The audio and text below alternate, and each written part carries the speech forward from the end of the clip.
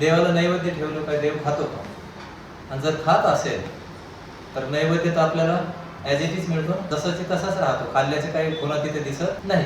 कधी कधी असं होतं, खातात भक्तांचे, शुद्ध भक्तांचे भगवंत खातात, पण आपल्यासारख्याच नामदेव महाराजांचं आपण ऐकतो त्यांनी नैवेद्य खाल्लं, पण आपला नैवेद्य खाल्लेला दिसला नाही तरी तो काय केलेला असतो.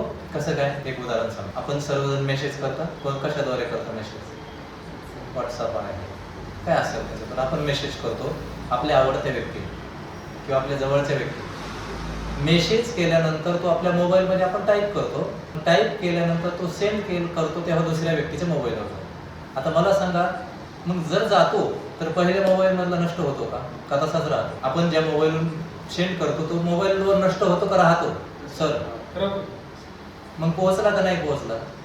पोहोचवणारा जर कुशल असेल, त्याला सेंड करण्याचं माहिती असेल तर एवढं सांगितलं भगवंतांनी, मला अर्पण कर, तू भक्तीपूर्वक मला केलं की मी ते घेतो, आहे की नाही? लक्षात आलं तुमचं? तेव्हा नैवेद्य कधी आपल्याला कधी कधी असं वाटेल तिथं राहिला नाही, जी क्रिया व्हायची ती.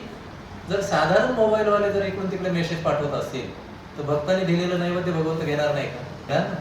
त्यामुळे काय केलं पाहिजे नेहमी? भगवंत प्रसन्न झाले की सगळेच प्रसन्न होतात, सगळे संतुष्ट होतात.